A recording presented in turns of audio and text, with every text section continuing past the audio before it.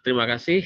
Mohon maaf atas gangguan teknis ini dan menjadi tidak nyaman, tapi ini terus kita perbaiki dan saat ini sudah mulai bisa. Dan silakan Dr. Sahril untuk melanjutkan penyampaian informasinya kepada kita semua. Baik, apa suara saya terdengar? Sudah, Dokter. Baik, saya ulangi. Mohon maaf sebelumnya. Assalamualaikum warahmatullahi wabarakatuh. Selamat siang, salam sejahtera buat kita semua. Syukur alhamdulillah kita bisa ketemu kembali dalam rangka konferensi pers atau keterangan pers untuk memberikan update perkembangan dari kasus gagal ginjal akut di Indonesia per tanggal 25 Oktober tahun 2022. Terima kasih kepada teman-teman media dan Bapak Ibu sekalian. Mudah-mudahan pertemuan kita hari ini dapat memberikan informasi sekaligus memberikan edukasi kepada masyarakat yang berkaitan dengan kasus gagal ginjal. Saya Dr. Muhammad Syahril sebagai juru bicara Kementerian Kesehatan menyampaikan update atau perkembangan kasus gagal ginjal akut per 25 Oktober ini. Yang pertama, perkembangan kasus gagal ginjal akut per 24 Oktober ini terdapat 255 kasus yang berasal dari 26 provinsi dan yang meninggal sebanyak 143 atau angka kematiannya 56%. Dari data ini ada penambahan 10 kasus dan 2 kasus kematian. Namun 10 kasus ini dan 2 kematian ini adalah kasus yang lama terlambat dilaporkan yang terjadi pada bulan September dan awal Oktober tahun 2022. Jadi bukan kasus baru ya. Kemudian surat edaran Kementerian Kesehatan pada tanggal 18 Oktober yang meminta untuk melarang penggunaan sekaligus juga menjual dan juga meresepkan di fasilitas layanan kesehatan, kemudian di rumah sakit, kemudian puskesmas, apotek, sementara telah berhasil mencegah penambahan kasus baru di Rumah Sakit Cipto Mangunkusumo sebagai rumah sakit rujukan nasional ginjal, tidak ada pasien baru sejak tanggal 22 Oktober yang lalu. Perlu kami jelaskan bahwa kasus gagal ginjal ini terjadi setiap tahunnya. Namun demikian, jumlahnya sangat kecil, yaitu hanya 1-2 kasus setiap bulan. Kasus gagal ginjal baru menjadi perhatian pemerintah setelah terjadi lonjakan pada akhir bulan Agustus dengan jumlah kasus lebih dari 35. Sama halnya seperti kasus hepatitis akut yang tiba-tiba juga melonjak kasusnya. Mengapa saat ini terjadi lonjakan kasus? Hal ini diduga akibat adanya cemaran senyawa kimia pada obat tertentu yang saat ini sebagian sudah teridentifikasi. Jadi kasus gagal ginjal akut ini bukan disebabkan oleh COVID-19, vaksinasi COVID-19 atau imunisasi rutin. Jadi Kementerian Kesehatan telah bergerak cepat, merespon cepat, di samping melakukan surveillance atau penyelidikan epidemiologi, terus melakukan penelitian-penelitian untuk mencari sebab-sebab terjadinya gagal ginjal akut.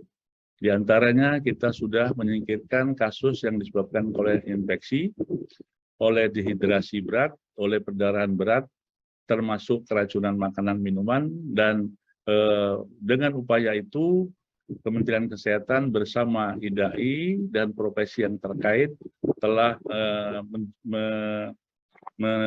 menjurus kepada salah satu penyebab, yaitu adanya keracunan atau intoksikasi obat. Pemerintah sudah mendatangkan obat antidotum ya, yang disebut dengan Pomepizole dari Singapura sebanyak 26 vial dan dari Australia sebanyak 16 vial. Selanjutnya akan mendatangkan ratusan vial lagi dari Jepang dan dari Amerika Serikat, total sekitar 200 vial. Dan obat ini akan segera didistribusikan ke rumah sakit rujukan pemerintah di seluruh Indonesia, dan obat ini gratis ya, tidak berbayar bagi pasien. Kemudian dari hasil pemberian obat Omeprazole di RSCM, 10 dari 11 pasien yang telah diberikan Omeprazole terus mengalami perbaikan secara klinis. Tidak ada kematian dan tidak ada perburukan lebih lanjut. Anak tersebut sudah mulai dapat mengeluarkan air kecilnya atau air seni. Dan dari hasil pemeriksaan laboratorium, kadar etilen glikol dari 10 anak tersebut sudah tidak terdeteksi zat berbahaya. Sebagai tindak lanjut hasil pengujian dan pengumuman dari Badan POM, maka Kementerian Kesehatan telah mengeluarkan surat edaran dari Dirjen Pelayanan Kesehatan untuk dapat digunakan kembali obat-obatan sejumlah 156 sesuai dengan Kemenkes nomor HK-3.02-315-3515-2022 tentang petunjuk penggunaan obat sediaan cair sirup pada anak tertanggal 24 Oktober 2022. Obat-obatan di luar 156 tersebut untuk sementara tetap dilarang digunakan ya, baik di fasilitas pelayanan kesehatan termasuk dijual di apotek sampai dengan pengumuman pemerintah lebih lanjut. Ingin kami tambahkan bahwa dalam rangka penelitian mencari penyebab ini, di samping kita sudah melakukan penelitian laboratorium dan menyingkirkan patogen-patogen lain, kita juga sudah melakukan biopsi pada ginjal anak-anak yang sudah meninggal, dan ternyata terbukti bahwa ginjalnya memang ada kerusakan kelainan yang disebabkan oleh zat etilen glikol tadi. Di samping itu, kita juga sudah melakukan berbagai langkah surveillance dengan seluruh dinas kesehatan yang terkait untuk mendata semua provinsi, semua kabupaten, sampai ke daerah untuk melaporkan semua kasus-kasus yang ada dalam rangka untuk mempercepat penanganan ini. Dan tentu saja larangan pemakaian obat sirup yang telah kita keluarkan di tanggal 19 itu upaya untuk mencegah penambahan kasus sekaligus untuk mengurangi kematian akibat gagal ginjal akut. Terakhir, tentu saja dalam kesempatan ini, momen yang penting, kita harus melakukan edukasi dan sosialisasi kepada seluruh masyarakat, khususnya yang mempunyai anak di bawah 18 tahun, khususnya lagi adalah balita, untuk tetap berhati-hati di dalam memberikan obat-obat tanpa resep atau tanpa konsultasi ke tenaga kesehatan. Demikian update atau laporan perkembangan pada tanggal 25 Oktober ini. Selanjutnya, kalau memang ada diskusi atau tanya jawab, kami kembalikan kepada Pak Busroni untuk memimpin acara selanjutnya. Baik, terima kasih Dr. Sahril telah menyampaikan update-nya kepada kita semua, dan waktunya kita untuk diskusi dan tanya jawab, dan tentu teman-teman sudah mencatat di kolom chat, dan teman-teman yang akan kita diskusikan adalah terkait dengan update gagal ginjal akut pada anak pada siang hari ini, sebagaimana tadi keterangan dari Dr. Sahril sudah disampaikan kepada kita semua.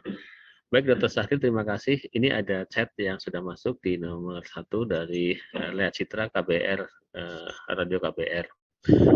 IDAI memberikan saran agar orang tua membatasi konsumsi minuman bersoda kemasan.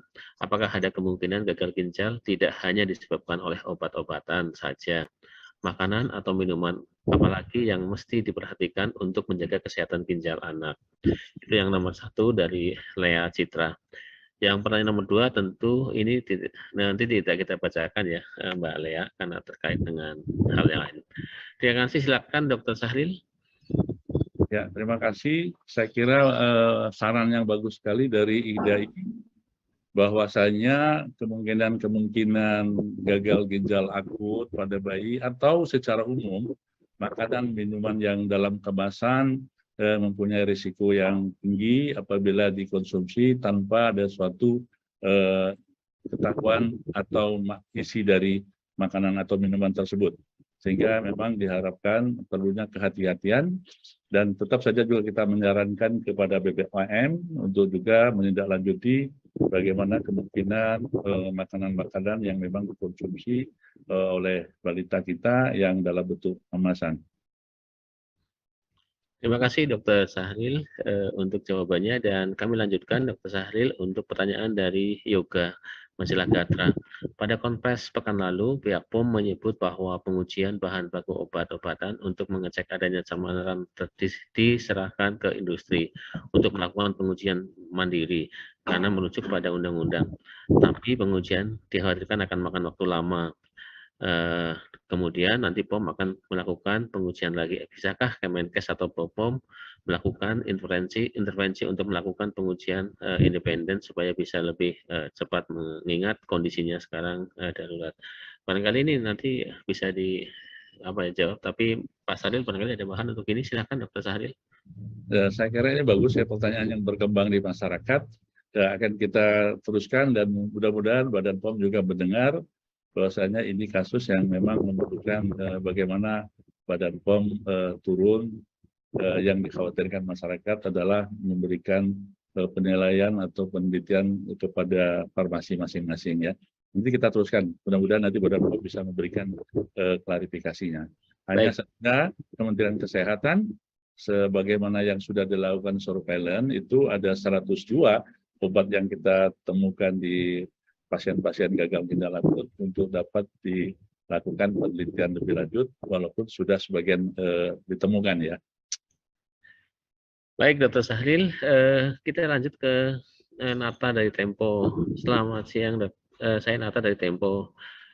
Apa benar biaya pengobatan pasien gagal ginjal akut tidak 100% ditanggung oleh BPJS? Lalu kan ada obat dari Singapura untuk pasien. Apakah itu gratis untuk pasien? Sejauh apa keampuhan obat ini sudah teruji? Obat yang didatangkan 500 vial itu perkiraan untuk berapa pasien, serta obat-obatan yang terindikasi mengandung EG dan DEG dan EGBE ini kan dijual bebas juga. Bagaimana Kemenkes menelusuri siapa saja yang sudah mengkonsumsi obat ini? Pertama mungkin pembiayaan, Dok. Kemudian yang berikutnya adalah tentang 500 vial itu untuk berapa orang. Silakan Dr. Sahril. Terima kasih dari Tempo. Jadi pembiayaan memang ini pertama melalui skema Jaminan Kesehatan Nasional atau BPJS bagi yang memang anggota. Yang kedua, bagi yang betul-betul tidak mampu, maka pemerintah daerah atau pemerintah pusat akan menanggung semuanya. Nah, sedangkan untuk obat antidotum tadi yang didatangkan dari Australia, Singapura, mungkin nanti rencana Jepang dan Amerika, juga sudah disampaikan oleh Bapak Menteri Kesehatan menjadi tanggungan dari pemerintah juga. Kemudian kenapa obat itu dipilih? Karena memang obat itu ready atau siap pakai, kemudian efektivitasnya sudah teruji yang memang sangat baik, dan tadi sudah saya sampaikan juga dari 11 pasien yang diberikan pengobatan itu 10-nya memberikan perbaikan klinis yang sangat bermakna. Nah, sedangkan kandungan etilen glikol dan etilen glikol sebetulnya memang nggak boleh itu di dalam obat ya. Tapi itu adalah cemaran dari campuran atau pelarut-pelarut yang ada di dalam obat. Nah, sehingga inilah yang menjadikan intoksikasi pada ginjal anak-anak tersebut. Terima kasih Dr. Sahril. Kemudian kami lanjutkan ke Lawa dari iNews ID. Sejauh ini kan dikatakan antidot fomepizole cukup efektif bagi pasien gagal ginjal akut. Apakah ada data Pak terkait sejauh mana penawar ini efektif untuk gagal ginjal akut? Berapa persentasenya? Adakah efek samping? Ini pertanyaan mungkin lebih kepada efek samping ya. Kemudian yang kedua, berapa jumlah dosis yang diberikan untuk setiap pasiennya jika menggunakan antidot fomepizole ini? Apakah akan diberikan untuk seluruh pasien atau ada kriteria pasien tertentu yang menerimanya, Dok?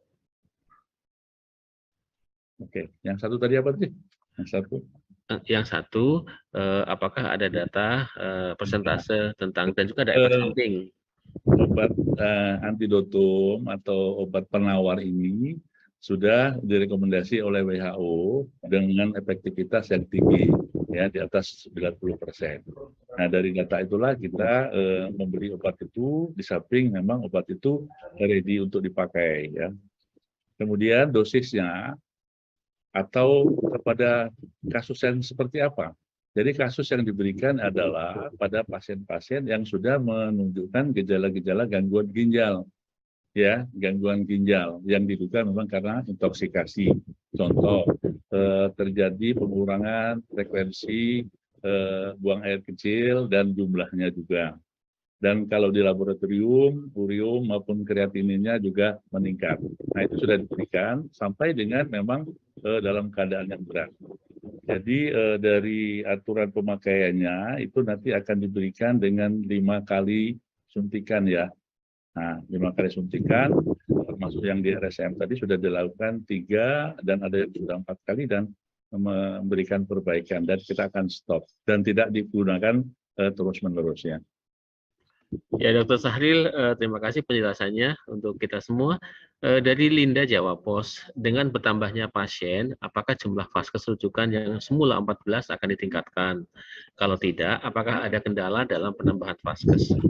Yang kedua, untuk provinsi yang belum ada kasus, apakah karena kesulitan dalam deteksi atau pendataan? Nah, yang ketiga dari Linda masih, Pak Menkes kemarin di sana bilang pasca pelarangan obat sirup kasus turun. Apakah dampak dari zat semaran EG dan DEG di obat sirup itu efeknya cepat? Silakan Dok tentang penambahan pasienkesnya Dok. Ya, kita di Indonesia ini kan ada 34 provinsi. Di awal kita sudah menetapkan ada 14 rumah sakit rujukan ginjal ya. Rujukan nasionalnya ada di RSCM. Dan dari 14 ini tentu saja kita akan menambah sesuai dengan ibu kota provinsi yang memang mempunyai kemampuan baik dokternya dan juga alat untuk hemodialisanya. Dan kasus keracunan ini memang cepat ya, cepat. Namanya aja keracunan ya, bisa hitungan hari, bisa hitungan sekali minum atau 2 kali minum. Hanya saja tidak semua anak itu mempunyai respon yang sama. Sebagaimana pertanyaan banyak dari ibu-ibu, katanya gimana dengan anak saya yang sudah terlanjur minum obat.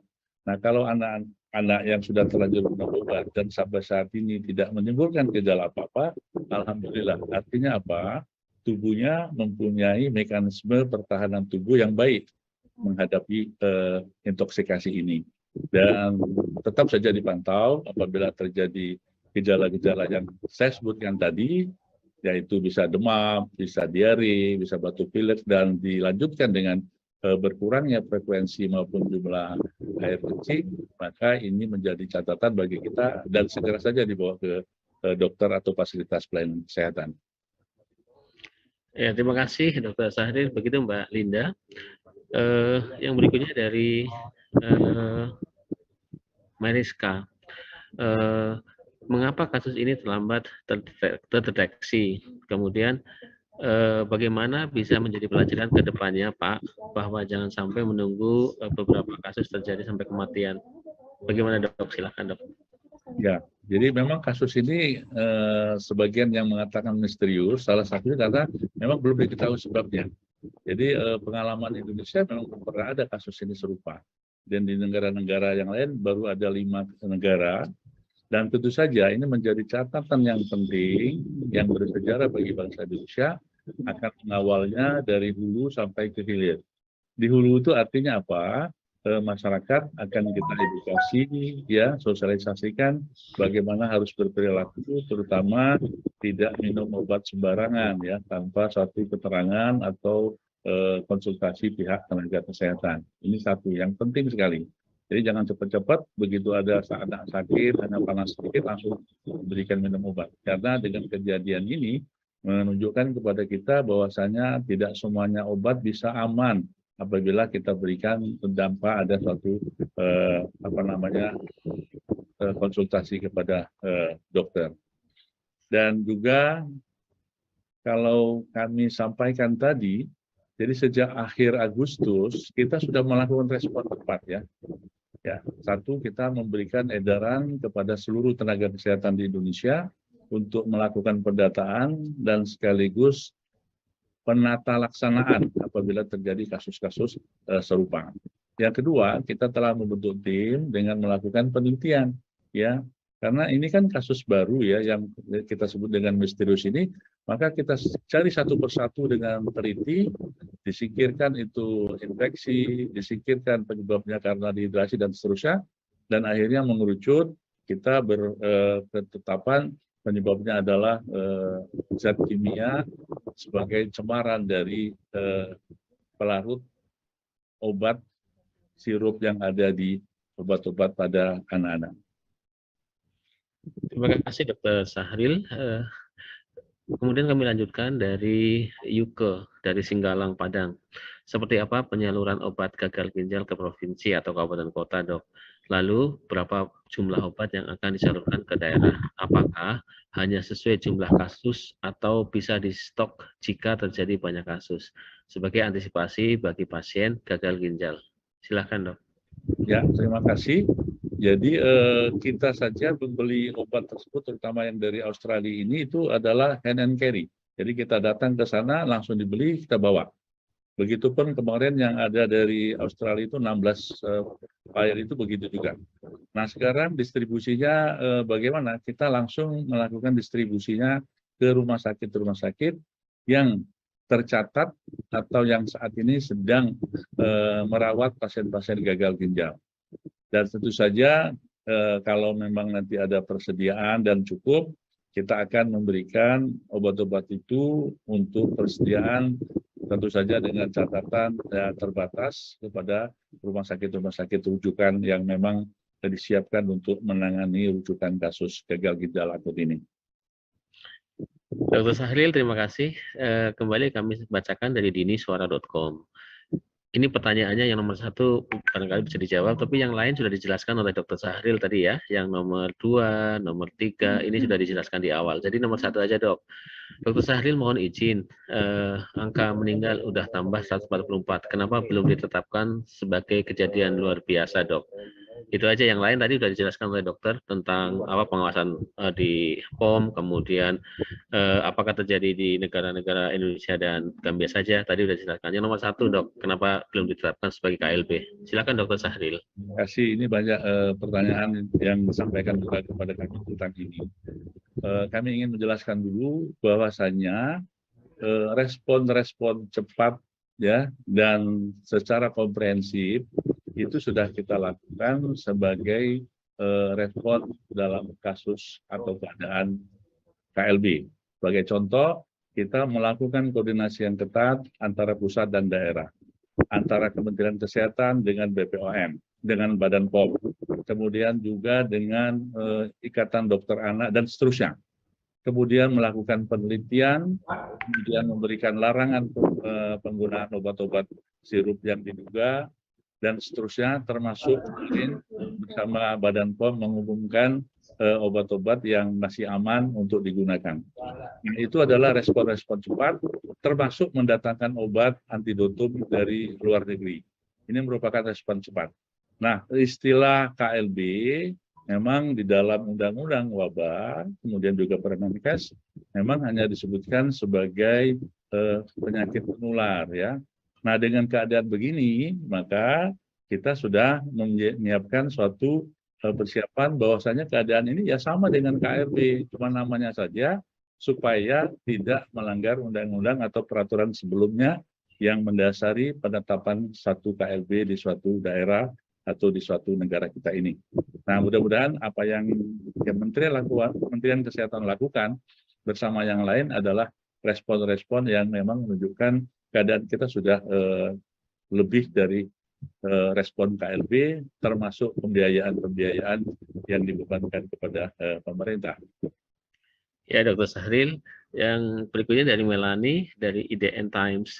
Pertanyaan nomor 2 baru saja dijelaskan, jadi tidak perlu dijawab lagi. Kemudian yang nomor 1, itu mungkin kewenangannya, mungkin Pak Syahril bisa menjelaskan kewenangan untuk mencabut 2 perusahaan itu di mana. Ada 2 pertanyaan yang serupa dari Andi, dari Kata Data. Jadi kewenangan untuk mencabut perusahaan yang terindikasi produksinya mengakibatkan gagal ginjal itu ada di mana, Dok? Silakan, dokter. Ya, Kementerian Kesehatan untuk saat ini fokus sesuai dengan tupoksinya adalah mengobati dan menyelamatkan pasien-pasien gagal ginjal akut, termasuk mengurangi bertambahnya dan juga mengurangi kematian, termasuk melakukan penelitian-penelitian yang memang nanti akan ditemukan inilah penyebab yang akan menjadi suatu referensi bagi kita secara nasional. Nah, dampak-dampak yang terjadi dengan ini, saya kira bisa terjadi. Nah, kalau ini memang ranah hukum, saya kira ya kita kembalikan saja ke ranah hukum sesuai dengan aturan-aturan yang berlaku di negara kita ya. Baik, dokter. Pertanyaan berikutnya adalah berapa lama pelarangan penjualan obat sirup akan dilakukan? Apakah pemerintah akan memberikan kompensasi pada penjual farmasi seperti toko obat dan apotek, mengingat pelarangan yang dilakukan tidak memiliki grace period yang cukup? Ini pertanyaan pelarangan itu berapa lama ya, Dok, untuk obat-obat yang tadi disebutkan dilarang itu, Dok? Kan sudah kami jawab di beberapa kesempatan, larangan ini adalah bersifat sementara dalam arti kata sambil menunggu hasil penelitian selesai. Nah, untuk waktunya ya ada yang kemarin sudah diumumkan nih 156 banyak. Berarti kan bertahap digunakan. Dan mudah-mudahan tidak sampai lama larangan ini bisa kita cabut, ya, bisa kita cabut dan memang kita kembali ke normal lagi. Setelah memang hasil penelitian antara Kementerian Kesehatan dan Badan POM juga selesai. Dan Badan POM yang mempunyai kewenangan mengumpulkan seluruh hasil penelitian obat-obat sirup yang tadi terindikasi dan yang menyebabkan gangguan ginjal akut. Nah, untuk kompensasi saya kira ya sebagai bangsa dan warga negara yang baik kita ngikutin aturan dan ini adalah masalah bersama, tentu saja pemerintah tidak akan memberikan kompensasi ya, karena ini bagian dari suatu keadaan yang memang harus kita tanggung bersama-sama. Baik, Dr. Sahril, terima kasih dan teman-teman yang mengikuti Zoom pada siang hari ini. Kita akan cukupkan keterangan pers pada siang hari ini tentang gagal ginjal untuk kita semua. Teman-teman nanti bisa melihat juga yang di YouTube dan beberapa penjelasan lain di pertemuan ke depan. Yang sudah bergabung di YouTube dan juga yang di Zoom, kami ucapkan terima kasih dan kerjasama yang baik antara pemerintah dengan teman-teman di media supaya memberikan pencerahan dan manfaat baik buat masyarakat seluruhnya. Terima kasih Dr. Sahril telah bergabung dan memberikan penjelasan dan teman-teman media. Kami tutup. Wabillahi taufiq wal hidayah. Assalamualaikum warahmatullahi wabarakatuh. Terima kasih. Assalamualaikum warahmatullahi wabarakatuh.